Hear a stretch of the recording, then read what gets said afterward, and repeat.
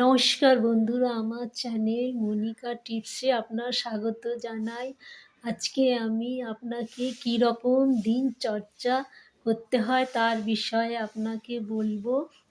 তার জন্য প্রথমে সকাল 4টের সময় ভোরবেলায় ঘুম থেকে উঠে যাবেন এবং উঠে উষ্ণ গরম জল করে ১ গ্লাস ১ ঢোক করে খাবেন এবং ১ ঢোক করে খাওয়ার পর দেখবেন পেটে চাপ পড়বে। পেটে চাপ পড়লে আপনি পায়খানা বাথরুম সেরে এসে উম আধ আধ ঘন্টা যোগা প্রাণায়াম করলেন। তার মধ্যে অনুলোম বিলোম ও কপালভাতি এই ২টি প্রাণায়াম করলেন এবং যোগাগুলো থাকলো যে পাগুলো উপর দিকে তোলা, নামানো এবং ছোট শিশুরা যেভাবে পা নাড়াচাড়া করে সেইভাবে আপনি করতে পারেন। হাত পাগুলো এইভাবে করলে হাতে পায়ের এক্সারসাইজ হয়ে যায় এবং তারপর আপনি দিনের যা কাজ করলেন, করার পর 9টা থেকে 10টার মধ্যে টিফিনটা করে নেবেন এবং এই টিফিন করার সময়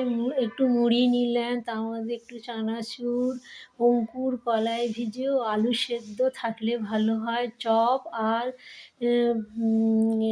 বেগনি এগুলো অ্যাভয়েড করবেন। এগুলো বেশি খাবেন না, কারণ এগুলো তেলের মধ্যে ভাজা থাকে এবং এইগুলো আমাদের পেটে অনেক সহ্য হয় না। এগুলো খেলে বাতরোগ বাড়তে পারে। কখনো কখনো আপনি মুড়িতে নিয়ে খেতে পারেন। বেশিরভাগ অঙ্কুর, কাঁচা কলাইটা এবং চানাচুর ও পেঁয়াজ কুচি এগুলো থাকলেই ভালো হয়। তারপর আপনি স্নান ইত্যাদি সেরে নিলেন আর ঘরের যা কাজ থাকলো সেটি আপনি করলেন। তারপরে আপনি 12টার সময় হ্যাঁ, তার মধ্যে সকালবেলা মুড়ি খাওয়ার পর আপনি একটু ফল খেতে পারেন। কারণ আমরা তো সবসময় সেদ্ধ খাবারই খেয়ে থাকি। তাই জন্য অনেক সময় কী হয়, একটু হজমেও প্রবলেম হয়ে থাকে এবং ফলে একটু ভিটামিনও থাকে। তাই জন্য কলা, আপেল এবং এই পেয়ারা খেতে পারেন। বেশিরভাগ ক্ষেত্রে আপনি সিজনেই ফল খাবেন।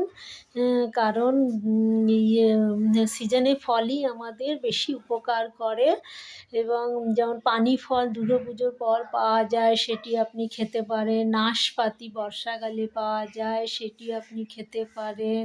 তারপর আতা ফল আছে, গরমে পাওয়া যায়। আপেল যখন পাওয়া যাবে তখন আপেল খাবেন এবং কলা ও পেয়ারাটা তো 12 মাসই পাওয়া যায়। এরপর আপনি স্যালাড খেলেন 12টার সময়। শসা, গাজর, মূলো, টমেটো থাকে।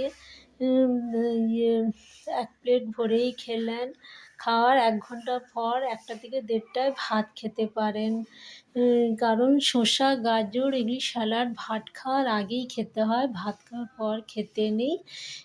কারণ ভাতে নুন থাকে অনেক সময়, তাই জন্য এগুলো হজম হয় না। সেজন্য নুনের আগে খেলেই ভালো করে হজম হয়ে যায়। যখন ভাত খাবেন তখন আয়োডিন নুন ভাতে নেবেন না। এই আয়োডিন নুন ভাতে অনেক ক্ষতি করে এবং আলু সেদ্ধতেও নেবেন না আয়োডিন নুন। তার জায়গায় আপনি সন্দক লবণটা ব্যবহার করতে পারেন বা বিট নুন খেতে পারেন। আর যদি শরবত খান তাহলে বিট নুন, গুড় ও লেবুর শরবত খেতে পারেন।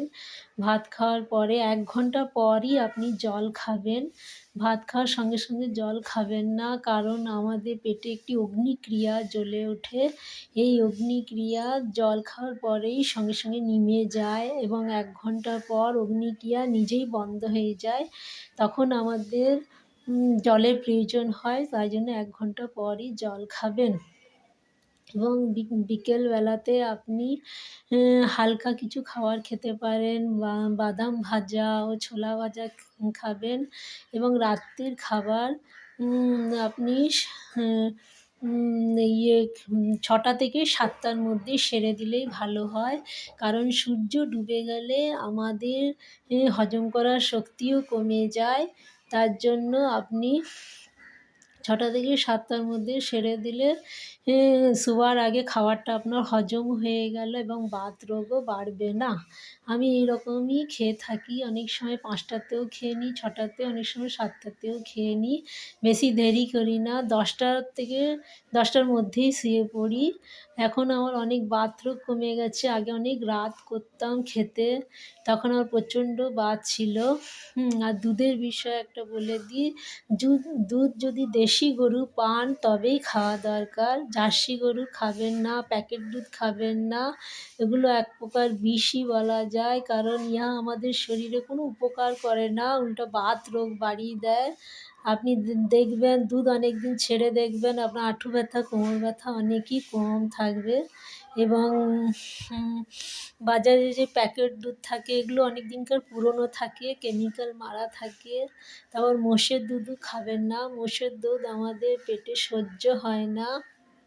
মোষ দেখবেন এক জায়গাতেই সবসময় দাঁড়িয়ে থাকে, বেশি হাঁটা চলাফেরা করতে পারে না এবং বাচ্চাদেরও দেবেন না, তাহলে মোষের মতোই বুদ্ধি হয়ে যাবে তাদের। এই বলে এখানে ভিডিওটি শেষ করলাম। নমস্কার।